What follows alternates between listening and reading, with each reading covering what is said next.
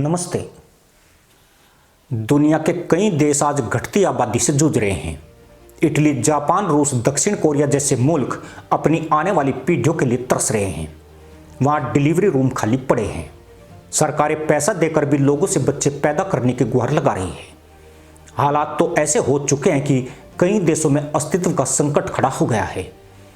यहाँ तक कि भारत जैसे विशाल और उभरते देश में भी जन्म दर इतिहास के सबसे निचले स्तर पर आ गई है। प्रति महिला जन्म दर अब 1.9 पर टिक गई है और आने वाले वर्षों में और नीचे जाने का अनुमान है। लेकिन इस पूरे वैश्विक संकट के बीच एक मुल्क ऐसा भी है जहां बच्चे पैदा होना बंद नहीं हो रहा, बल्कि ऐसा लग रहा है कि वहां किसी ने आबादी के एक्सीलेटर पर पैर दबाकर उसे रसातल की तरफ छोड़ दिया है। यह मुल्क है पाकिस्तान। वही पाकिस्तान जो भारत को युद्ध की धमकियां देता है, लेकिन असलियत में युद्ध तो दूर, अपना बोझ तक उठाने की ताकत नहीं बची।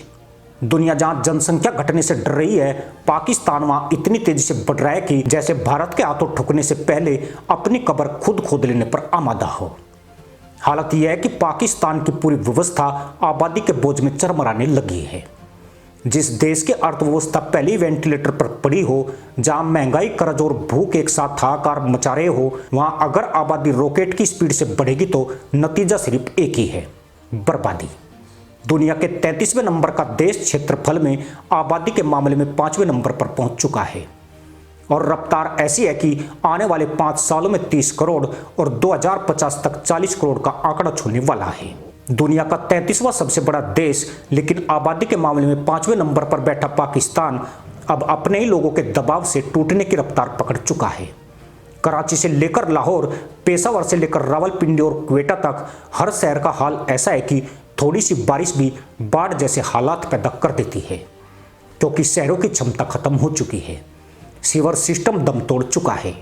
सड़कें, पुल, नाले, बिजली, पानी, कुछ भी वह लोड झेल नहीं पा रहा है। आबादी का बोझ पाकिस्तान को एक ऐसी खाना बदोश, अस्थिर और भूख से त्रस्त जमीन में बदल रहा है जहां इंसान भीड़ में सिर्फ एक नंबर बनकर रह गया है। फिलहाल पाकिस्तान की आबादी 241.5 मिलियन यानी 24 करोड़ से ऊपर है। सिर्फ अगले 5 सालों में यह 300 मिलियन यानी 30 करोड़ पार कर जाएगी और अगर हालात यही रहे तो 2050 तक पाकिस्तान की जनसंख्या 40 करोड़ पर पहुंच जाएगी। और यह एक ऐसे देश के लिए सबसे बड़ा खतरा है जिसका जीडीपी पूरे विश्व का सिर्फ 0.24% है और जिसे अपनी 75% आबादी को रोजमर्रा की जरूरतें पूरी करने के लिए अंतरराष्ट्रीय कर्जों पर निर्भर रहना पड़ता है। एक तरफ पाकिस्तान IMF से कर्ज की भीख मांग रहा है, दूसरी तरफ उसकी बढ़ती आबादी उसके खाने पीने, पानी, खेती, रोजगार, स्वास्थ्य और सुरक्षा सभी को निगलती जा रही है। यह वह विस्फोट है जो पाकिस्तान की अर्थव्यवस्था को अंदर से खा रहा है और इसकी जड़ में है पाकिस्तान का 3.6 का प्रजनन दर, जो भारत के 1.9 की तुलना में लगभग दोगुना है।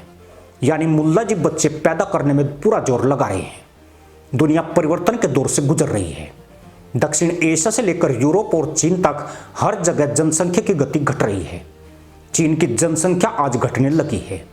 दक्षिण कोरिया में प्रजनन दर 0.7 है, इतिहास की सबसे कम दर।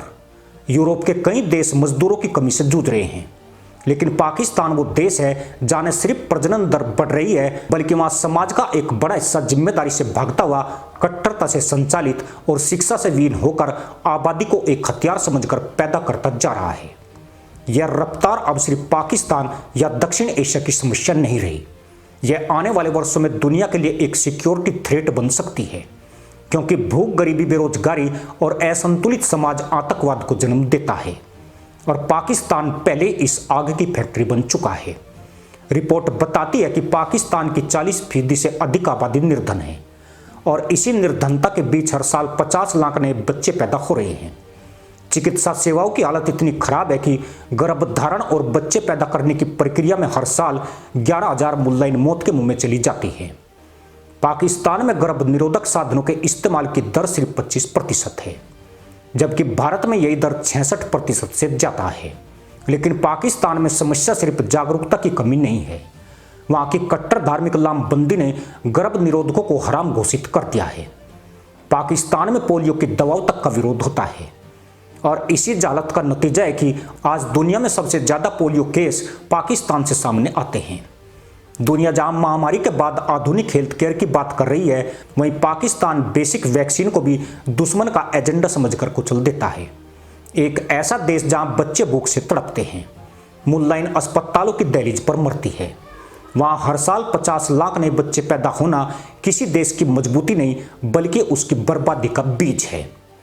इस बढ़ती आबादी ने पाकिस्तान की आर्थिक रीढ़ भी तोड़कर रख दी है। खेती का रकबा पिछले 30 वर्षों में 30% घट चुका है। पानी के संसाधन खत्म होते जा रहे हैं। सिंधु नदी जो पाकिस्तान का मुख्य जल स्रोत है, उसके बहाव में बीते 60 वर्षों में 35% की कमी आ चुकी है। क्लाइमेट चेंज का दबाव पाकिस्तान को और बदहाल बना रहा है। और सबसे दुखद यह है कि इन सब के बावजूद पाकिस्तान की सरकार, सेना और मौलाना तीनों इस बढ़ती जनसंख्या को नियंत्रित करने को लेकर कोई दूरदर्शी नीति नहीं बना पा रहे हैं। यह वह देश है जहां दूध और दवाई से ज्यादा बंदूकें बिकती है, शिक्षा से ज्यादा कट्टरता फैलाई जाती है और जहां उम्मा का नाम लेकर अनियंत्रित आबादी को तकदीर का मामला बताया जाता है, जबकि वह असल में देश की बर्बादी का सबसे बड़ा कारण है।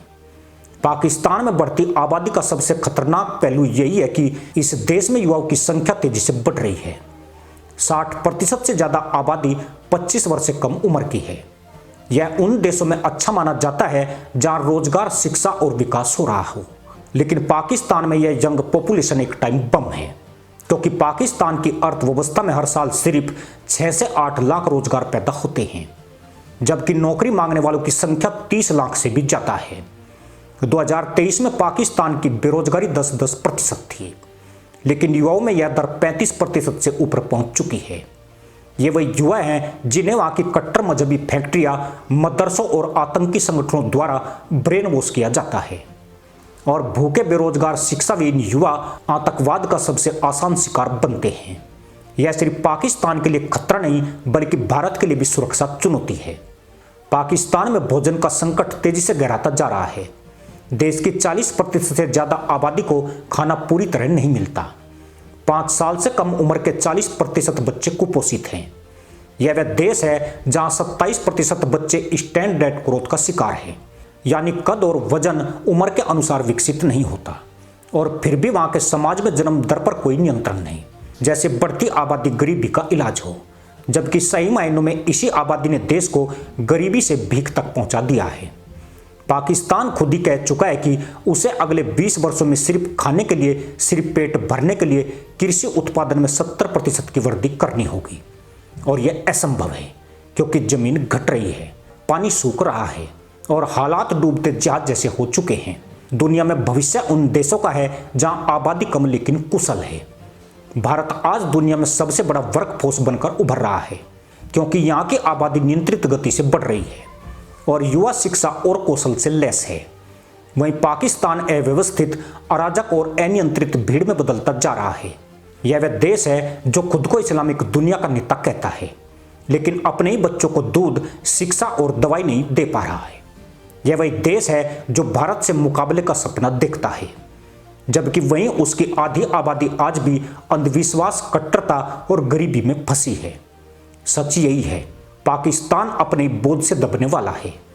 यह वही बोझ है जिसने उसकी अर्थव्यवस्था तोड़ी, उसकी राजनीति को खत्म किया, उसके संसाधनों को चूस लिया और उसकी आने वाली पीढ़ियों को एक ऐसे अंधकार की तरफ धकेल दिया जहां भूख, हिंसा और बेरोजगारी का ही राज होगा। आबादी पाकिस्तान का मांद बन चुकी है, एक ऐसा मांद जिसमें उसका भविष्य फंस चुका है। और अगर पाकिस्तान अपनी जनसंख्या रोक नहीं पाया तो वह दुनिया के नक्शे पर एक ऐसा देश बनकर रह जाएगा जिसकी पहचान सिर्फ यही होगी: असफल राष्ट्र, अशिक्षित जनसमूह और आतंकवाद का अड्डा। इसी के साथ अनुमति दोस्तों, जय हिंद, वंदे मातरम।